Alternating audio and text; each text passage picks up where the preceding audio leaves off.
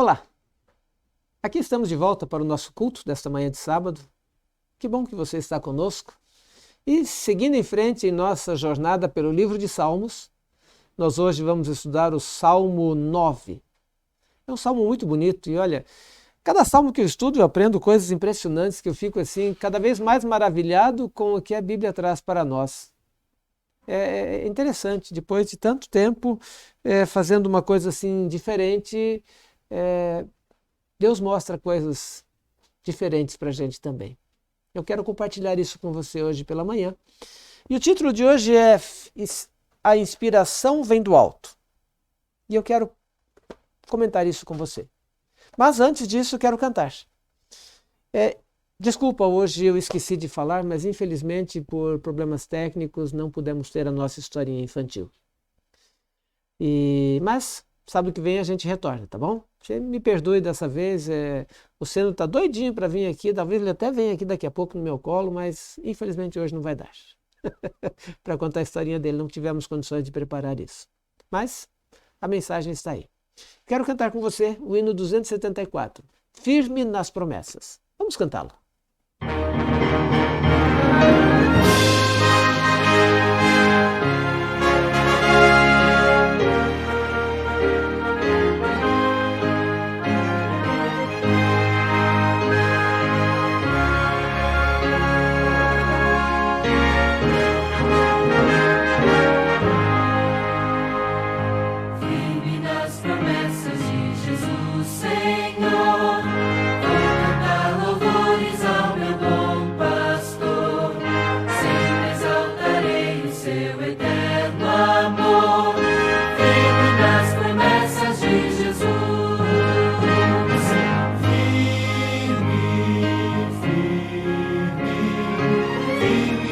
Promessas de Jesus, meu mestre, firme,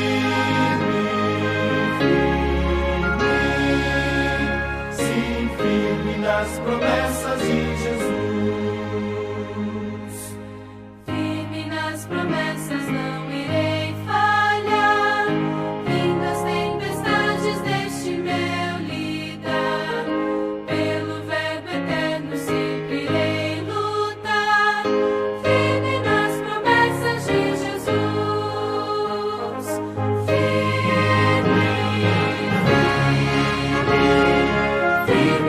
Promessas de Jesus, meu mestre, firme, sim, firme nas promessas de Jesus, firme nas promessas do Senhor Jesus, em amor ligado com a sua cruz, cada dia mais me alegro nesta luz. Nas promessas de Jesus,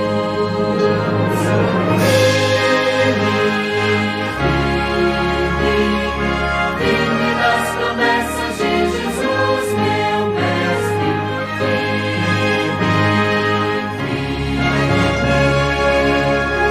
sim, firme nas promessas de Jesus.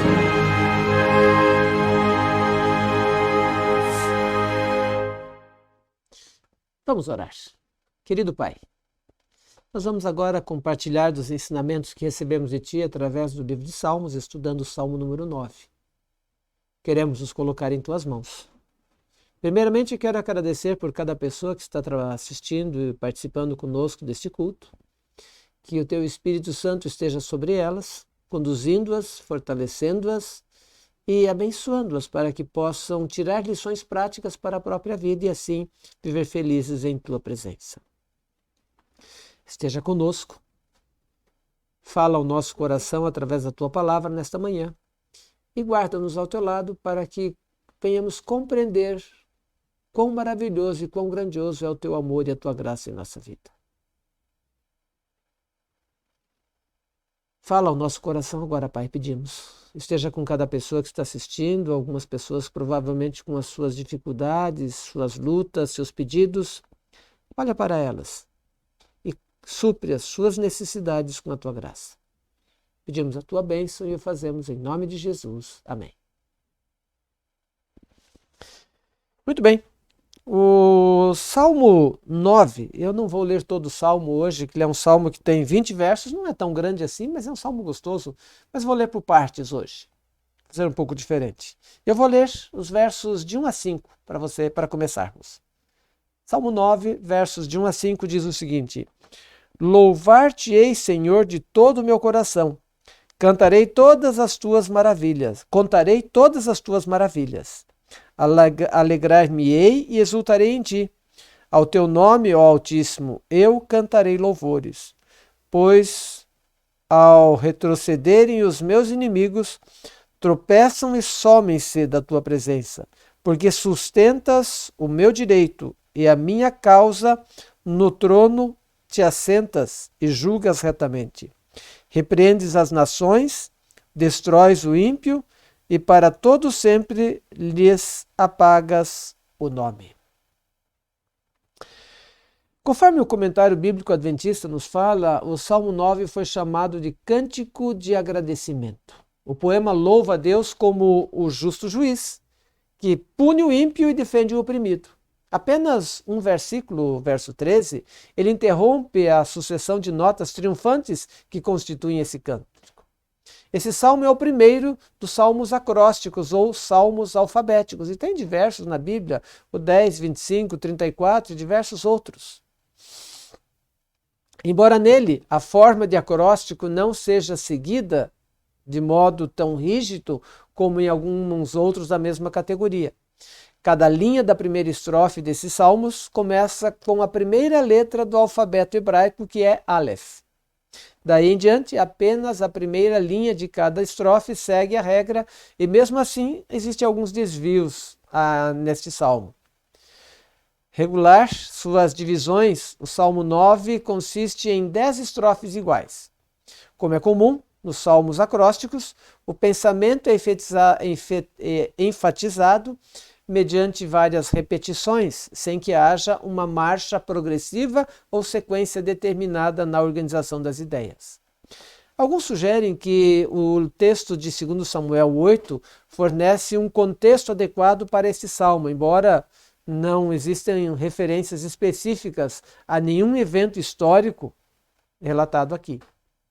Alguns manuscritos hebraicos da Septuaginta e a Vulgata latina, elas trazem o Salmo 9 e 10 como um salmo só. Vamos lá, vamos tentar entender um pouquinho.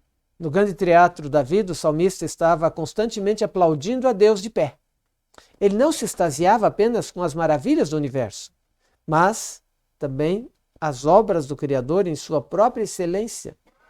Desde a sua infância, passada pela árdua e arriscada profissão de pastor de ovelhas, cuidando do seu rebanho, até aos elevados encargos reais, o suave cantor de Israel via a mão de Deus em cada palmo de sua caminhada.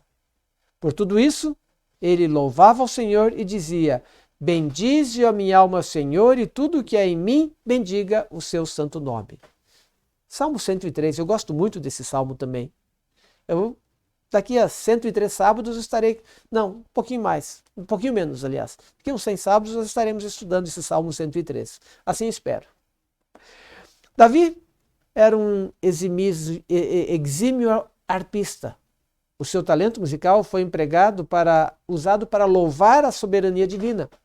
E através dos séculos, houve músicos que também se destacaram e também exaltaram o soberano do universo. Franz Joseph Haydn é um exemplo digno de admiração. Um dos maiores compositores de seu tempo, deixou um estupendo legado de oratórios e sinfonias. E certa vez, ao ser perguntado onde ele obtinha suas ideias e inspiração musical, ele respondeu: eu me levanto cedo e ajoelhado peço que Deus me dê um novo dia de sucesso. Após o desjejum, sento-me ao meu piano e ali inicio minha pesquisa. Se não consigo ir em frente, admito que me privei da graça de Deus por alguma falta cometida, e então oro mais uma vez, pedindo a graça de Deus. E foi assim, com essa comunhão com Deus, que Haydn conseguiu compor obras maravilhosas, como A Criação, baseado no relato de Gênesis, e No Paraíso Perdido, de John Milton. Devido à sua doença, ele foi carregado ao Teatro de Viena para assistir a uma das suas apresentações de gala de A Criação. Ao final, numa estrepitosa ovação, a nobre plateia se levantou para aplaudir a genialidade de Haydn. E então ele protestou e, apontando para o céu, ele disse: "Isso não veio de mim, mas vem do alto. A inspiração vem do alto." Não só grandes peças musicais vêm da inspiração divina, mas com frequência, nossas lutas diárias, o Espírito Santo nos sussurra: "Cuidado, o caminho é este. Vá por aqui, não por ali. Siga por cá, vá aqui, faça isso." Conforme Isaías 30, verso 21 nos fala em outras palavras. Mas o Espírito Santo nos guia. Nas coisas mais simples da vida, nós também podemos encontrar as digitais da mão do Criador, do grande e maravilhoso Deus que está ao nosso dispor. Essa convicção, só por isso, é o motivo para louvarmos a Deus continuamente. Nosso louvor é, ao mesmo tempo, um reconhecimento e uma demonstração de gratidão. E a gratidão é o grande motivador de sermos fiéis e obedecermos a Deus, sendo obedientes. Mesmo que a noite seja escura, tenebrosa como uma grande tormenta, o salmista Davi, mesmo assim, louvava ao Senhor, pois tinha plena convicção de que depois da tempestade viria o sol da justiça, Cristo Jesus, conduzi-lo. Mas para isso precisamos ter fé. Comecemos a crer para a salvação. Acheguemos-nos a Deus com fé, estando plenamente certos de que, entregando tudo a Ele, o Senhor nos tornará semelhantes a Cristo no caráter. Devemos contar isso reiteradas vezes aos outros, e então, sendo um com Cristo, podemos revelá-lo ao mundo. E então cessará todo o nosso trabalho instável e casual. Honremos a Deus, manifestando a firme e inabalável confiança. Lembremos-nos de que Ele não é glorificado pela manifestação de um espírito impaciente e infeliz. O Senhor cuida das flores, Ele lhe dá as belezas. A beleza lhes dá o perfume. E não será muito mais generoso em dar-nos o aroma de uma disposição alegre? Não restaurará em nós a imagem divina? Portanto, tenhamos fé nesse grande e maravilhoso Deus. Coloquemo-nos agora mesmo onde Ele possa conceder-nos seu Espírito Santo. E então poderemos dar ao mundo uma revelação do que a religião verdadeira faz por homens e mulheres. A alegria de um Salvador que inunda nosso coração, nos dá paz e confiança e nos habilita a dizer como Jó: "Eu sei em quem eu creio. Eu sei que o meu Redentor vive e por fim se levantará." Como cristãos, devemos procurar ensinar aos nossos irmãos a se regozijarem no Senhor. A alegria espiritual é o resultado de fé ativa. O povo de Deus deve estar cheio de fé e do Espírito Santo. E então glorificaremos a Cristo através da nossa vida e viveremos firme nos caminhos do Senhor. Ellen White escreveu isso no livro, na Escola de Treinamento Bíblico, do dia 10 de abril de 1905. A alegria deve estar estampada em nossa face, para que os outros vejam que, quando Cristo habita em nosso coração, a vida é mais feliz. Nós não compreendemos a grandiosidade e majestade de Deus, nem nos lembramos das imensuráveis distâncias entre o Criador e a criatura formadas por sua mão. Aquele que se assenta nos céus, empunhando o cetro do universo, não julga segundo a nossa finita e limitada norma de conduta, nem conta segundo a nossa computação. Estamos em erro se pensamos que aquilo que é grande para nós tem de ser grande para Deus, e aquilo que para nós é pequeno precisa ser pequeno para Deus, nós estamos errados. Nenhum pecado é pequeno à vista de Deus. Os pecados que o homem está disposto a considerar como pequenos podem ser precisamente aqueles que Deus considera como grandes e terríveis crimes. O bêbado é desprezado e dele é dito que o seu pecado o excluirá do céu, ao passo que o orgulho, o egoísmo e a cobiça ficam sem repreensão. Mas esses são pecados de modo especial ofensivos a Deus. Por isso, necessitamos sempre ter um claro discernimento para que possamos medir o pecado pela norma de Deus e não pela nossa norma.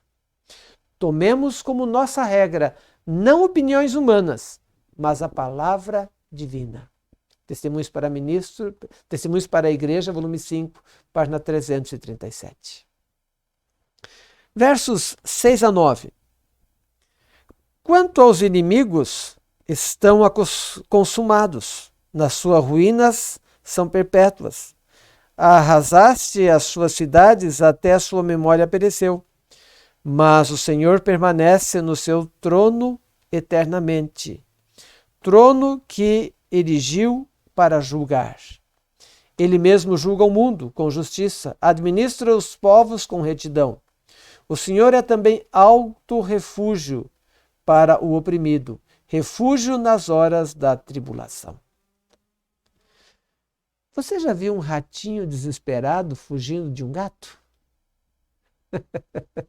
Eu tenho um gato que gosta de caçar. Você não é um desses. E o ratinho desesperado fugindo eu vi algumas vezes. Aquele esconderijo onde o ratinho consegue ficar a salvo do seu predador é a figura exata para definir o que é um refúgio. É justamente isso que será o Senhor para aqueles que confiam nele. Você deve ter percebido que o verso 9 traz 2 vezes a palavra refúgio. Em português não se percebe muito bem a diferença, mas no original hebraico existe uma leve variação da primeira palavra para a segunda. Na primeira vez dá a entender que é um refúgio alto, onde ninguém pode alcançar. Na segunda vez, a variante acrescenta a ideia de que é um refúgio forte, que ninguém pode destruir. Isso não é maravilhoso? Nesse mundo em que você vive rodeado de perigos constantes, nas estradas, no trabalho, enfim, dos mais diversas circunstâncias, acusado por inimigos sem rosto que estão sempre dispostos a destruir sua vida, ferir as pessoas que você ama, nesta vida de competição, onde nem sempre os mais capazes vencem, e sim os mais desleais, muitas vezes, você não acha maravilhoso saber que o Senhor tem um refúgio alto o suficiente para que ninguém possa alcançar e forte o suficiente onde você pode correr, exausto, e encontrar segurança e consolo? Esse verso fala da tribulação e dos oprimidos. Literalmente, essas expressões significam tempos de dificuldade e humildes. Jesus está falando aqui de pessoas que, por serem mansas, buscaram a paz. Por quererem o bem dos outros, guardam silêncio e aceitam a dor.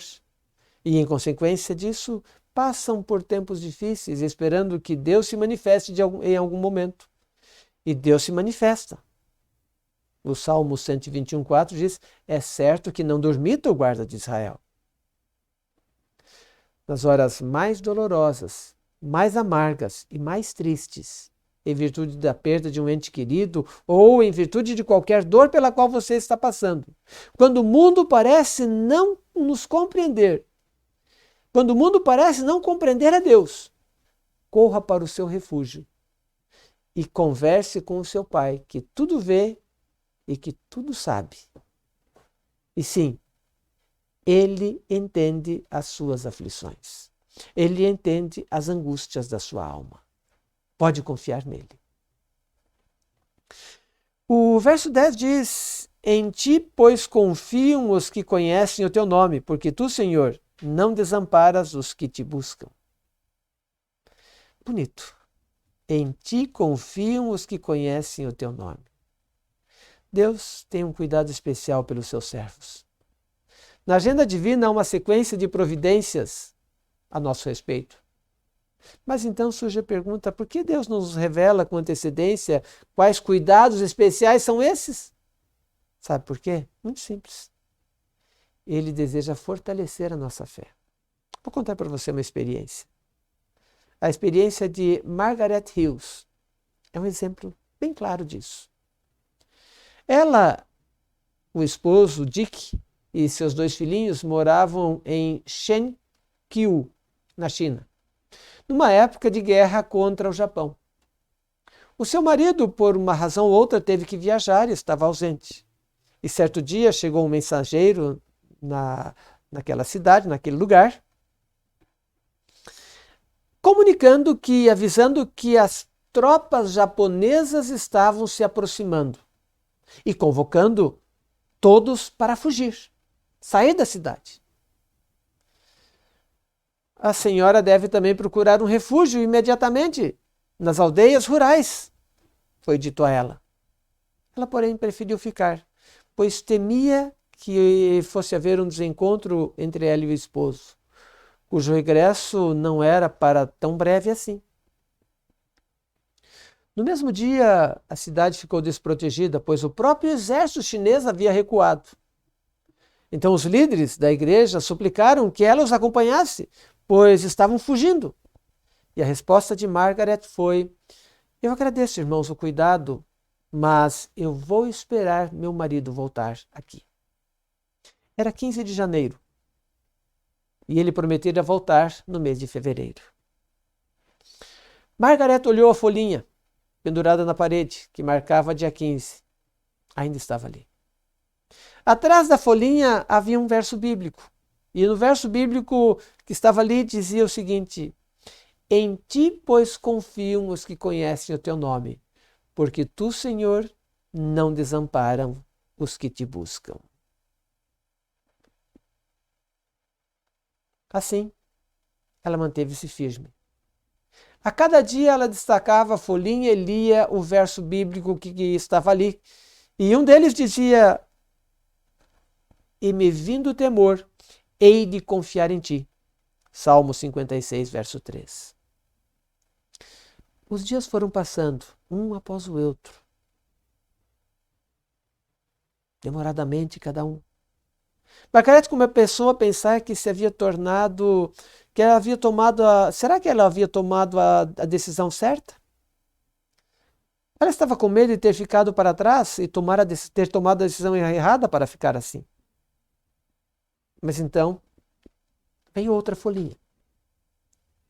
Outro dia. E ela então leu o verso bíblico, Gênesis 50, verso 21. Eu vos sustentarei a vós outros e vossos filhos. No mesmo dia que ela viu esse verso, alguém bateu à porta trazendo a ela alimentos, comida que ela tanto precisava. Alguns dias depois, outra folhinha que chamou a atenção, que dizia o seguinte, Salmo 56, 9. No dia em que eu te invocar, baterão em retirada os meus inimigos. Bem sei isso, que Deus é por mim. Para Margaret foi bastante difícil crer nessa promessa, pois já estava ouvindo o barulho das armas pesadas e o ruído dos exércitos se aproximando da cidade. Naquela noite, ela até deitou com roupa completamente vestida, para, se houvesse necessidade, poder fugir. Entretanto, quando amanheceu o dia seguinte, chegou uma mensagem de conforto. Os japoneses haviam retirado as suas tropas e ido embora. Sabe, queridos, pois em ti, pois confiam os que conhecem o teu nome. Porque tu, Senhor, não desamparas os que te buscam. Quando você se sentir angustiado, aflito, lembre-se desse texto. Quando você estiver passando por alguma dificuldade, leia esse verso. Guarde-o em seu coração e permita que esse verso dirija seus passos. E é interessante quando nós vemos que quando nós paramos, analisamos e pensamos, meditamos nesse texto, nós percebemos que o salmista explodiu em um novo grito de confiança. Veja, o refúgio, a fortaleza, é o local de segurança quando ocorrem os ataques do inimigo. E Deus é esse refúgio e fortaleza para com os inimigos. Quem encontra o refúgio? Em ti, pois, confiam os que te conhecem. Aqueles que procuram, conhecem, confiam em Deus. O salmista sabe por experiência própria que Deus é fiel. Deus nunca o abandonou. E Ele nunca abandona os seus filhos. Vamos continuar. Vamos seguir em frente no Salmo 9. Agora os versos de 11 a 14. Cantai louvores ao Senhor que habita em Sião, proclamai entre os povos os seus feitos, pois aquele que requer o sangue lembra-se deles e não se esquece do clamor dos aflitos. Compadece-te de mim, Senhor, vê a que sofrimentos me reduziram os que me odeiam, tu que me levantas das portas da morte, para que as portas da filha de Sião eu proclame todos os teus louvores e me regozije na tua salvação.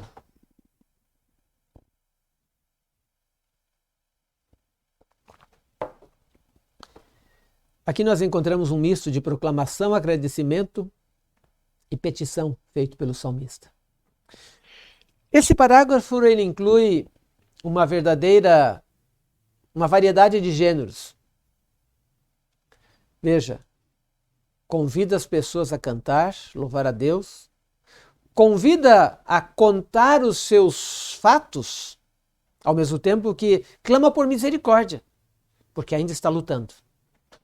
Ele quer ver a vitória de Deus, novamente, para que todas as pessoas louvem a Deus mais uma vez. O salmista deseja desfrutar dessa salvação, mas não é egoísta. Ele deseja que Deus receba louvor de todos. Embora Deus habite em Sião, Ele é o Senhor de todos os povos e merece o louvor de todos. Versos 15 e 16.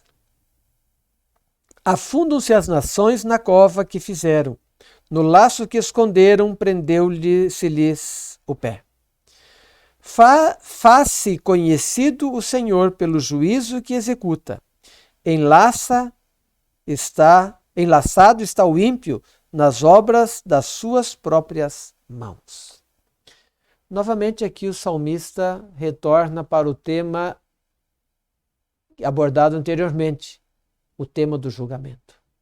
O salmista retorna ao seu tema principal, o julgamento de Deus, e ele percebe uma coisa. Quem são os que afundam os ímpios, como é que ele diz aqui? Os perversos afundam. Mas nós vemos os ímpios prosperar muitas vezes. Mas o salmista nunca duvida dos juízos de Deus. Ele sabe que Deus é justo. Assim como os seres humanos são conhecidos por seus frutos, Deus também é conhecido por seus atos, tanto os benignos quanto os julgamentos. Sempre queremos ver a manifestação da ação de Deus. Entretanto, Deus se manifesta em seus julgamentos também. A estrofe desse salmo termina com uma palavra que a gente encontra em algumas Bíblias, lembro das Bíblias que eu lia, Selah, que indica provavelmente uma pausa ou um interlúdio musical, mas ela tem também o Higaion, que também está relacionado com a palavra meditar. Ou seja, aqui o leitor, o cantor desse salmo, é convidado a fazer uma pausa e meditar nessas palavras. Os versos 17 e 18 dizem: pois o necessário não será para sempre esquecido, e a esperança dos aflitos não se há de frustrar perpetuamente. Levanta-te, Senhor, não prevaleça o mortal, sejam as nações julgadas na tua presença. Eu li até o 19. Os perversos serão lançados no inferno e todas as nações que se esquecem de Deus. Pois o necessitado não será para sempre esquecido e a esperança dos aflitos não há de se frustrar perpetuamente. Aqui, novamente, o salmista ensina por contraste: enquanto os perversos são lançados no inferno, Deus cuida dos necessitados, pois não serão esquecidos, e suas frustrações não durarão para sempre. Aqui o salmista reconhece que o destino eterno é o mais importante, é o que tem valor realmente. Há quanto tempo você vem suplicando por determinada bênção e o Senhor parece que não se importa com o seu pedido? Aqui o salmista apresenta uma promessa alentadora: você não será esquecido para sempre. Não será perpetuamente frustrado. Isso não é uma boa notícia, por acaso? Então fique feliz.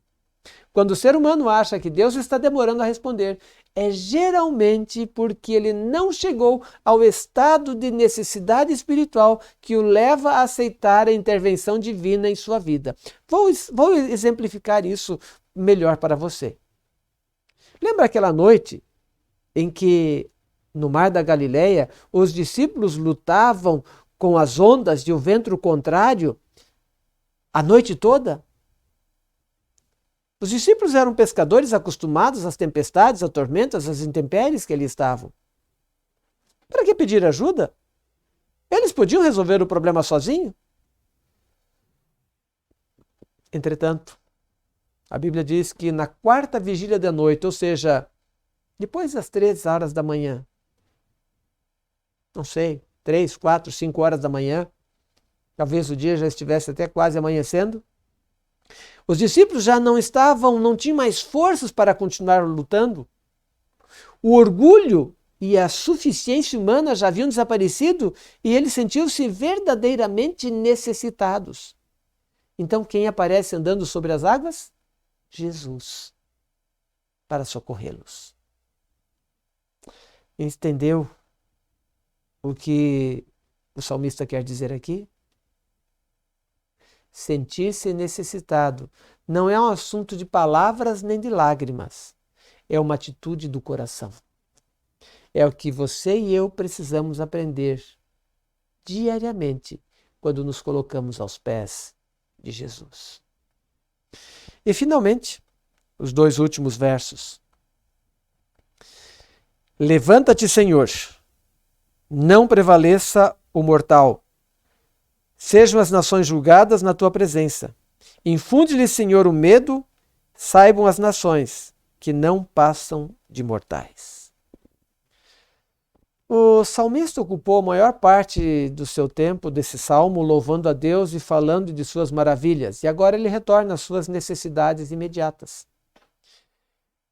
Que Deus intervenha e lhe dê a vitória na batalha. Assim, ele clama a Deus usando imperativos e diz: levanta-te, Senhor, não prevaleça o mortal. Deixe-os em pânico, deixe-os com medo. O salmista não torce o braço de Deus, ou Deus não está querendo manipular a Deus. Mas Deus quer que seus filhos peçam a Ele. Essa é a única maneira de vencer a batalha contra as forças do mal. O poema desse salmo é concluído com ênfase na ideia da fragilidade do ser humano diante do juiz de toda a terra. Ele termina com a mensagem onde nós podemos ter a certeza de que não importa o que esteja acontecendo, Não importa quão difícil seja a nossa situação, o que precisamos realmente aprender a fazer é depender totalmente de Deus. Deixar nas mãos de Deus a nossa vida. Deixar nas mãos de Deus os nossos afazeres, os nossos objetivos, as nossas metas. E viver plenamente nos braços do nosso eterno Salvador, Cristo Jesus. Que este salmo de ação de graças, onde o salmista demonstra a sua gratidão, mesmo numa noite tempestuosa, mesmo na noite terrível e ruim, ele sabe que Deus está na frente. Que esse exemplo sirva para você e para mim. Que possamos meditar nas palavras desse livro e viver dignamente diante do Senhor. Que Deus abençoe e que você nunca desanime de lutar ao lado de Cristo. Eu quero cantar com você esse hino, Nunca Desanimes. Este hino é muito animador para mim e ele me ajuda a permanecer firme. Nunca desanimes. Vamos cantá-lo juntos.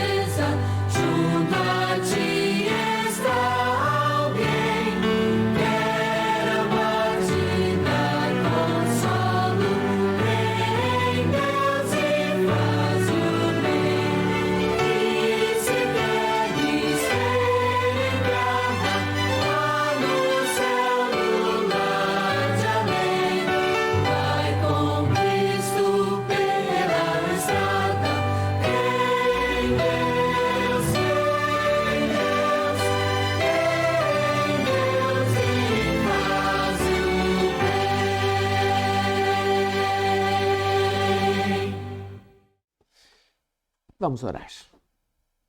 Maravilhoso Deus, quão bom é sabermos que quando olhamos para cima, a inspiração vem. E quando confiamos em Ti, a vitória será certa. Talvez não a vitória sobre algum problema neste mundo, mas a vitória diante da tentação e de Satanás e a vida eterna como galardão que Tu almejas para cada um de nós. Que esse também seja o objetivo de cada um dos Teus filhos que estão assistindo esse culto hoje. Que possam permanecer nos Teus caminhos e viver dignamente diante de Ti, servindo-Te e fazendo a Tua vontade. Quero aproveitar o momento para colocar em Tuas mãos cada pessoa que está assistindo, cada pessoa que está doente em nosso país, cada pessoa enlutada que possa sentir o conforto, cada pessoa que está neste país que possa ser confortada pela presença dos Teus santos anjos ao lado deles. e que os líderes deste país possam ceder para a influência do Espírito Santo e que o Espírito Santo possa dirigi-los a tomar as decisões. Te peço também por aqueles que trabalham na área de saúde, para que possam crescer ao teu lado e permanecer em teus caminhos, ajudando a recuperação das pessoas que estão necessitadas. Permanece conosco, dando-nos um sábado feliz e gostoso em tua presença. E que esteja com cada pessoa que está participando conosco, é o que pedimos, em nome de Jesus. Amém. Obrigado por ter participado conosco. Se você gostou da mensagem, compartilhe com seus amigos. Curta nossa página, tanto no YouTube como no Face, isso nos dá uma visibilidade maior. E, se você não é inscrito em nosso canal, faça parte do nosso grupo, para que juntos possamos levar a mensagem para pessoas que ainda não te conhecem. Que Deus te dê um sábado feliz e agradável na presença de Jesus. Um bom restante de dia, com a presença de Deus.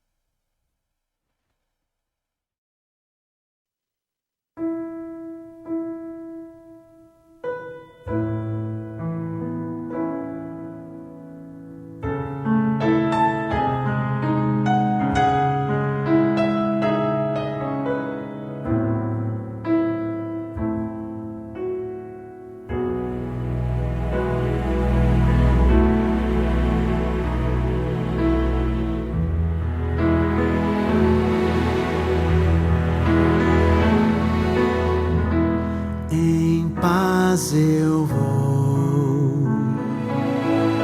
ouvir a voz de Deus, em paz eu vou, estou feliz, achei abrigo em sua casa. Estou com meu Jesus.